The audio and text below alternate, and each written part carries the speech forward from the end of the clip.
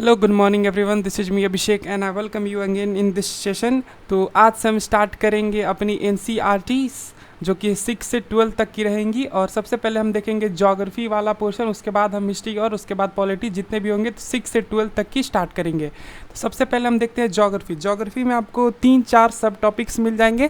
पहले तो हो गया आपका वर्ल्ड ज्योग्राफी, ठीक है, जो कि आज से स्टार्ट होगा वर्ल्ड ज्योग्राफी। उसके बाद आता है लैंडफॉर्म्स एंड इवोल्यूशन। तो ये सब जितने भी टॉपिक्स रहेंगे वो 6 से 12 की जितनी एनसीईआरटीज़ है उसी से रहेंगे। आप अधिकतर क्वेश्चन जो देखोगे वो एनसीईआरटी, अधिकतर क्या 80% of the questions come directly from the NCERTs. और उसके जो आप देखोगे लास्ट में कुछ क्यूएनए रहता है, उससे ही मोस्टली क्वेश्चन आते हैं। तो सबसे पहला हमारा जो सब टॉपिक हो गया वो होगा हमारा ज्योग्राफी के अंदर वर्ल्ड ज्योग्राफी, ठीक है।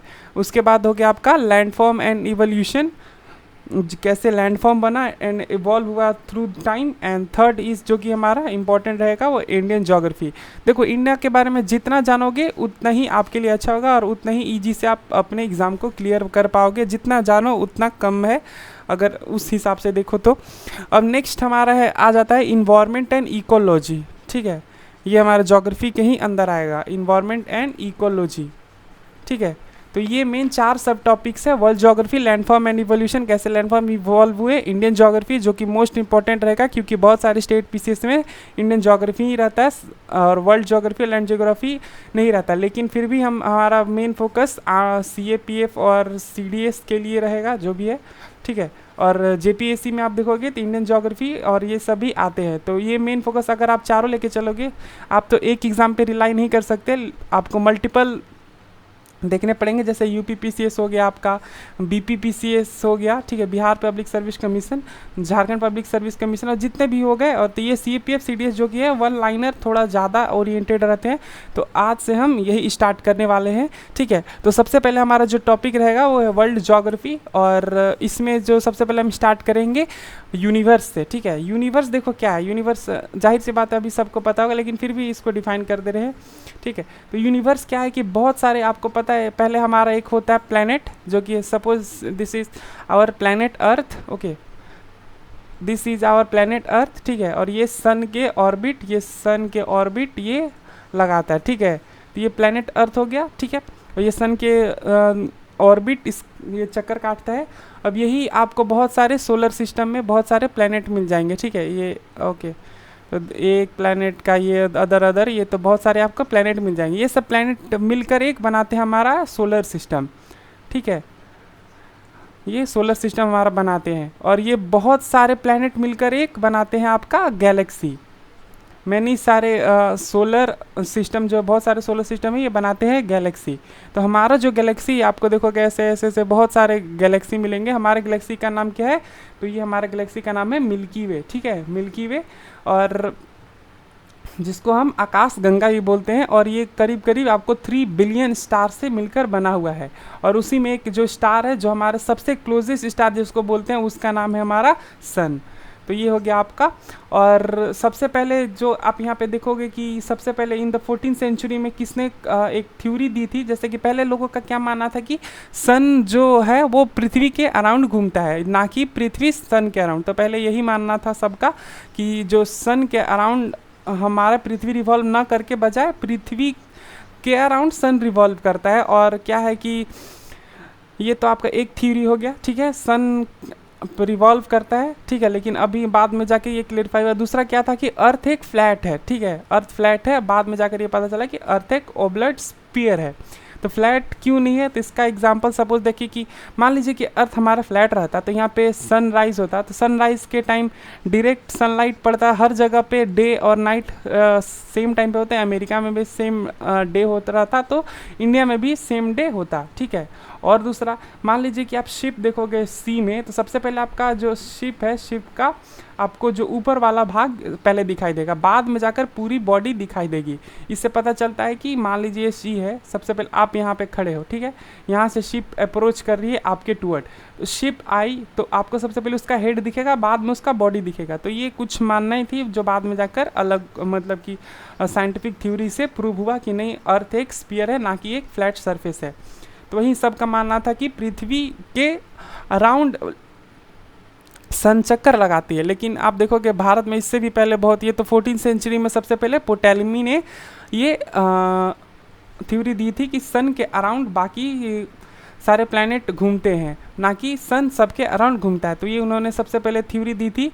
और उसके बाद जाके 1543 एडी में कोपरनिकस ने भी ये कहा था कि सन सेंटर है किसका, अर्थ का सेंटर नहीं बल्कि पूरे यूनिवर्स का सेंटर है। तो ये भी बाद में जाके रॉन्ग हुआ। मतलब उन्होंने बताया था कि सबसे पहले पोटैलमी में कि सन अर्थ के अराउंड नहीं बल्कि ये अर्थ सन के अराउंड घूमती है। और जाकर कोपरनिकस ने 1543 में बोला कि अर्थ सिर्फ अर्थ जो है सन का, मतलब कि सन जो है अर्थ का सेंटर नहीं बल्कि पूरे यूनिवर्स का सेंटर है। बाद में केपलर ने कोपरनिकस को सपोर्ट किया। ठीक है, ये आप देख सकते हो। अब फिर ये हो गया आपका यूनिवर्स का। तो यूनिवर्स मैंने बता दिया कि बिलियंस ऑफ गैलेक्सी मिलकर एक बनाते हैं यूनिवर्स। अब चलते हैं हमारे measurement of units in space. Suppose कि मान लो आपको यहाँ से दिल्ली टू आपको जाना है आपको जम्मू कश्मीर। तो ये आप जाओगे, आप मोस्टली सब लोग किलोमीटर में आपको जानते हैं कि हाँ भाई इतना, मान लो चलिए 1000 किलोमीटर है दिल्ली से जयपुर, तो ये किलोमीटर में नापा जाता है।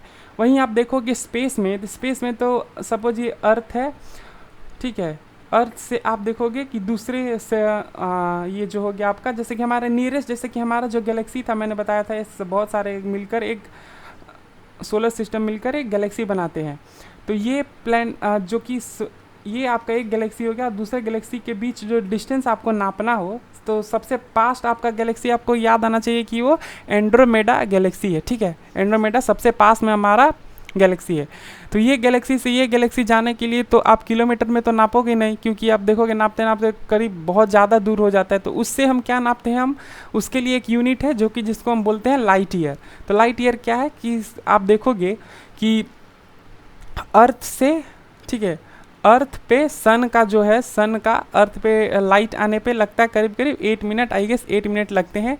तो आप अगर देखोगे तो लाइट की स्पीड आप देखो यहाँ पे 3 लाख किलोमीटर पर सेकेंड है। तो ये एक सेकेंड में 3 लाख किलोमीटर चलती है। ठीक है, 3 लाख किलोमीटर इसका एक सेकेंड में स्पीड है। और एक सेकेंड मिलकर 60 सेकेंड मिलकर 1 मिनट बनाते हैं, और 60 मिनट मिलकर 1 आवर। ठीक है, तो 1 आवर में इतना सेकेंड होगा, 306 इंटू 3 लाख। तो इतना किलोमीटर ये 1 घंटे में चलेगा। और 24 घंटे मिलकर बनाते कितना, 1 दिन। तो ये 1 दिन यही हो गया। तो और 365 दिन मिलकर बनाते हैं 1 साल, 1 ईयर। तो 1 ईयर में आप देखोगे 365 डेज हो गए। ठीक है, 365 into 24 hours into 3 lakh kilometre पर सेकेंड, 3 लाख किलोमीटर, इतना आप मल्टीप्लाई करोगे तो 1 लाइट ईयर आएगा। ठीक है, तो ये हो गया हमारा लाइट ईयर। तो एक लाइट ईयर होता है जो सबसे लॉन्गेस्ट यूनिट तो नहीं बल्कि सबसे लॉन्गेस्ट होता है पारसेक। सबसे मतलब कि आप देखोगे तो लाइट ईयर एक मेजरमेंट यूनिट है, ना कि आपको टाइम का यूनिट है, बल्कि एक डिस्टेंस नापा जाता है इससे, ना कि टाइम। दूसरा हो गया आपका एस्ट्रोनॉमिकल यूनिट। अब एस्ट्रोनॉमिकल यूनिट क्या है कि सपोज कि यहाँ पे आपका okay let me clear this. Suppose कि यहाँ पे आपका अर्थ है और सन, ये दोनों के बीच के जो दूरी है उसको बोले देते हैं हम लोग एस्ट्रोनॉमिकल यूनिट, 1 AU। ठीक है, तो वो हमारा कितना है, 150 मिलियन किलोमीटर्स। तो आप ये देख लो। तीसरा होता है हमारा पारसेक, जो कि सबसे लार्जेस्ट अभी तक मतलब कि दूरी नापने के लिए वो है। तो 1 पारसेक में आता है 3.26 इंटू, तो यहाँ पे अगर आप 3.26 कर दोगे तो ये 1 लाइट ईयर की वैल्यू थी, और ये 3.26 मिलकर एक पारसेक बना देते हैं। चलिए अब देखते हैं हम अपना origin and evolution of the universe. तो बहुत सारे थ्योरी है कि, लेकिन अभी तक ये सिर्फ हाइपोथेसिस ही है कि हाँ चलिए ये माना गया है। ठीक है, तो अभी तक कोई भी प्रूव्ड थ्योरी नहीं मिला है कि हाँ इसके वजह से जाकर यूनिवर्स बना। चलो, तो सबसे पहले हम देखते हैं बिग बैंग थ्योरी। इसको किसने, जॉर्ज ले मेत्रे ने इसको प्रोपाउंड किया था इस थ्योरी को। लेकिन अभी तक ये बस एक, हाँ इससे बेहतर थ्योरी आपको नहीं मिली। आप जानते हो जैसे कि बोला जाता है ना कि खराब सब कोई है, अच्छा वही है जो खराब कम है। तो वही इसी हाल से है, इसमें आप देख लोगे कि इससे अच्छा अभी तक थ्योरी किसी ने प्रपोज इनके अलावा किसी ने नहीं किया, तो इसलिए ये माना जाता है। तो बिग बैंग थ्योरी में क्या था कि एक छोटा सा पार्टिकल था, वो एक्सप्लोड हुआ और फिर जाकर ये यूनिवर्स बना। तो ये बोला जाता है कि 18.8 बिलियन ईयर्स पहले ये हमारा गैलेक्सी बना, और सारे जो हेवनली बॉडीज़ थे उस टाइम पे बने। नेक्स्ट हमारे हैं हमारा, आप देखोगे, चलिए मैं इसको जूम कर दे रहा एक सेकेंड। दूसरा है हमारा steady state theory. Steady state theory किसने किसने प्रोपाउंड किया था? Bondi, Gold and Fred Hoyle ने इसको बताया था कि जो हमारा यूनिवर्स है वो एक्सपैंड होते जा रहा है और इसका कोई एंडिंग नहीं है और ना ही कोई बिगिनिंग है, बस ये एक्सपैंड होते जा रहा है। तीसरा है हमारा पल्सेटिंग थ्योरी। इसमें इन्होंने बोला था कि एक तरह से ये इन्होंने इसको भी सपोर्ट किया था कि हाँ ये एक्सपेंड हो रहा है और ये एक श्रिंक भी हो रहा है, एक्सपेंड होने के अलावा ये श्रिंक भी हो रहा है। और ये आप देखो डायग्राम देख के क्या लगना चाहिए, ये होगा आपका एक ड्रेनेज पैटर्न है, ठीक है, ड्रेनेज पैटर्न जो कि हम अब रिवर सिस्टम में देखेंगे तो एक सोर्स से बहुत सारी नदियाँ निकलती है। जैसे आप मानसरोवर वहाँ तिब्बत में देख लो तो इधर आपको गंगा भी निकलेगी, इधर ब्रह्मपुत्रा भी निकलेगी, बहुत सारे रिवर, मतलब कि ब्रह्मपुत्रा तो नहीं बल्कि यहाँ से जो है वहाँ से बहुत सारी नदियाँ निकलती है। तो मतलब एक जगह से आप बहुत सारी नदियाँ आप देखोगे जहाँ से सोन निकलता है, नर्मदा, यहाँ पे आप देखोगे सोन नर्मदा, तो ये एक रेडियल ड्रेनेज पैटर्न फॉलो करती हैं।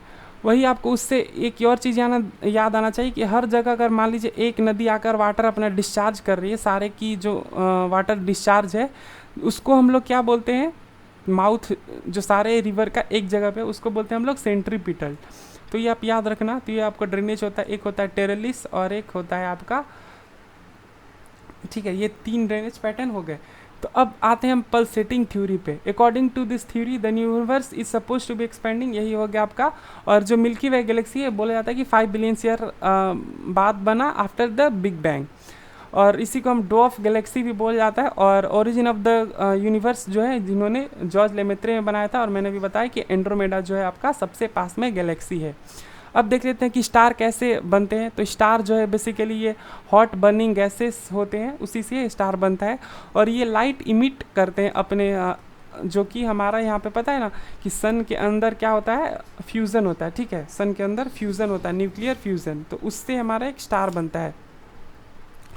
और ये आप देख सकते हो कि light takes 4.3 years to reach us from the next nearest to Proxima Centauri. तो ये हो गया आपका। अब नेक्स्ट चलते हैं कि लाइफ साइकिल है जो स्टार की लाइफ साइकिल। तो सबसे पहले हम देख लेते हैं proto star, second is red giant and third is white dwarf. तो ये हो गया आपका 3 स्टेज पे ये अर्थ स्टार बनते हैं। सबसे पहले हम देख लेते हैं प्रोटो स्टार। तो ये बेसिकली क्या होता है कि मान लीजिए कि यहाँ पे एक्सप्लोजन हुआ तो बहुत सारे जो कंकड़ है वो बस एक स्टेज पर जाकर हेवी कम्बिनेशन होता है, मान बहुत सारा धुआं हुआ एक जगह पे आए और टेम्परेचर और प्रेशर के कारण ये एक जगह पे आने लगते हैं और दबाव के कारण ये क्या होता है कि यहाँ पे न्यूक्लियर फ्यूज़न होता है, ठीक है। फ्यूज़न में आप याद रखना कि 2 मिलकर 1 बनाते हैं, फ्यूज़ होकर 1 बनाते हैं, और फ्यूज़न में क्या होता है कि 1 मिलकर 2 बनाते हैं, ठीक है।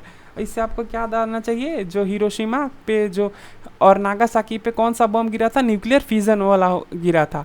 एक पे गिरा था 6 अगस्त को जिसका नाम था लिटिल बॉय, और जो फैट बॉय नागासाकी पे गया था वो गिरा था 9 अगस्त को।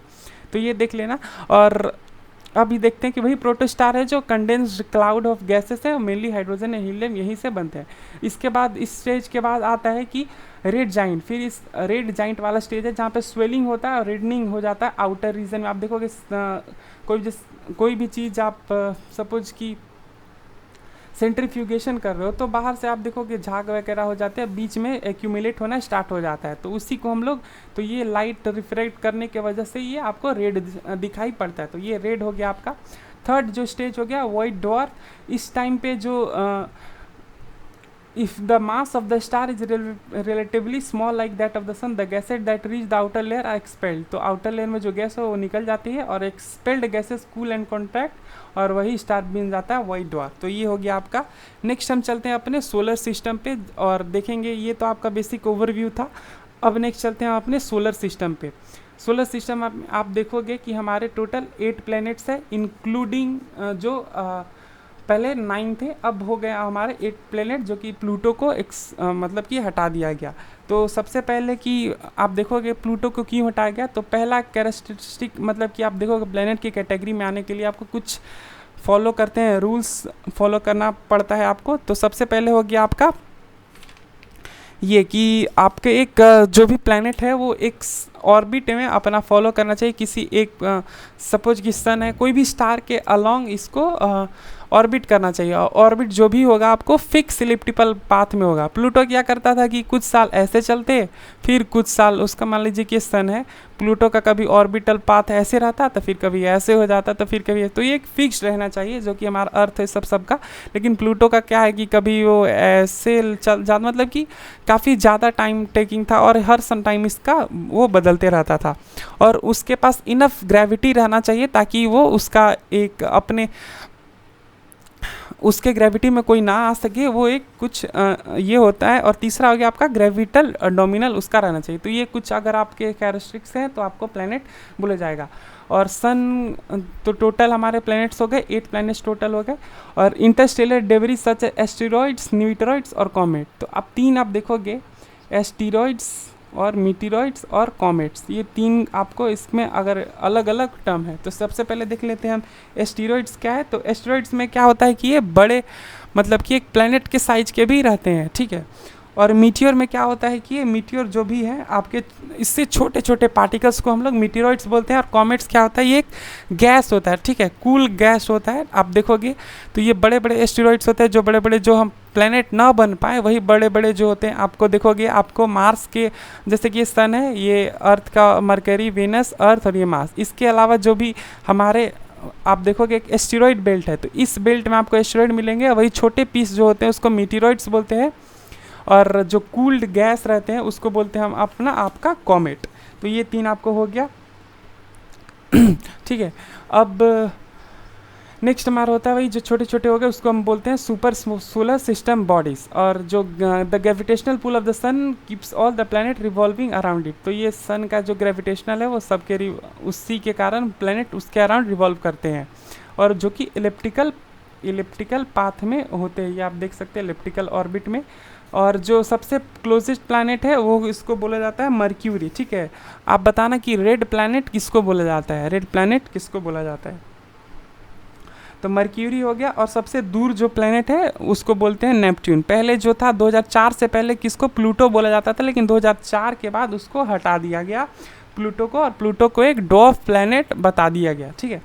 और mercury, Venus, earth and Mars जिसको है, जो हमारा मैंने बताया ना एक एस्टेरॉइड बेल्ट के अंदर है, उसको बोलते हैं टेरेस्ट्रियल प्लैनेट। बाकी जो भी आपका सैटर्न, यूरेनस, नेपच्यून बचे, और जुपिटर, ये हमारा हो गया गैसियस। तो बेसिकली गैस से बने, उतने हार्ड इनके पास सरफेस नहीं है, इसी को बोलते हैं हम गैसियस प्लैनेट। और कुछ आप देखोगे ओरिजिन ऑफ सोलर सिस्टम, इसके कुछ प्रोपाउंडर हैं कि ये ऐसे ऐसे ऐसे ऐसे बना। तो ये आप कुछ हाइपोथेसिस है, आप देख सकते हो। और इसके प्रोपाउंडर है, ये आप देख सकना, ये इमैनुअल कांट जो गैसेस हाइपोथेसिस, ये सोशियोलॉजिस्ट भी हैं, ठीक है। अब देख लेते हैं कि members of the solar system. तो सबसे पहला मेंबर जो हमारा है, जिसी से हमारा अस्तित्व है, वो है सन। ये आप मैंने बताया जो कि नियरेस्ट स्टार। और आपको बताना है सबसे नियरेस्ट गैलेक्सी कौन है। इसका जो डायमीटर है वो 14 लाख किलोमीटर्स है, ठीक है। नेक्स्ट हमारा आ जाता है आपका सन, ये हो गया। और इसके कुछ जो कि कंपोजिशन है, जो 71% आपको देखने को मिल जाएगा हाइड्रोजन, और 26% हीलियम, और न्यूक्लियर सन में हो जाता है वो न्यूक्लियर फ्यूज़न होता है, ठीक है। तो ये हो गया hydrogen converted into liquid bye nuclear fission, जो हीट एंड लाइट बनती है। अब देखोगे कि सन का क्या है कि आप देखोगे अगर कंपोजिशन, एक सेकेंड प्लीज, ओके।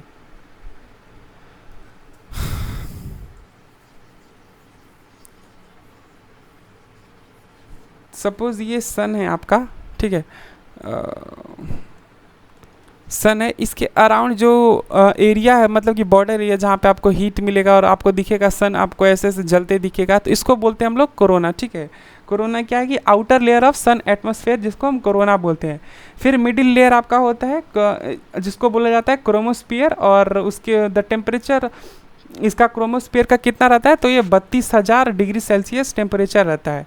और कोरोना का टेम्परेचर कितना रहता है, तो 27 लाख डिग्री सेल्सियस, ठीक है। तो बाहर का आप देखोगे कि कभी जब दिया जलता है उसमें आप देखना, बीच से हाथ मारोगे तो कुछ नहीं होगा, अगर ऊपर रखोगे तो ज़्यादा जलेगा। तो यही आउटर लेयर इसको बोलते हैं कोरोना, ठीक है, कोरोना। और इसका टेम्परेचर 26 लाख डिग्री सेल्सियस, तो ये इसका टेम्परेचर है। और नेक्स्ट हमारा आ जाता है, एक हो गया आपका फोटोस्फीयर, और एक होता है आपका क्रोमोस्फीयर। तो फोटोस्फीयर और अंदर जाओगे, सबसे पहले होता है कोरोना, बीच में हो गया आपका ये, इसके जो अंदर वाले लेयर्स को बोलते हैं क्रोमोस्फेयर, और अंदर जो इसको हो गया उसको बोलते हैं फोटोस्फेयर। तो जनरली अंदर वाले एरिया यहाँ पे आपको उतना हीट मिलेगा नहीं, तो बाहर वाला ज़्यादा रहता है। तो जो सबसे पहले the planet travel with the sun through millions of star in galaxy around 70,000 kilometre per hour. तो 70,000 किलोमीटर पर आवर की स्पीड से प्लैनेट घूमते हैं उसके अराउंड।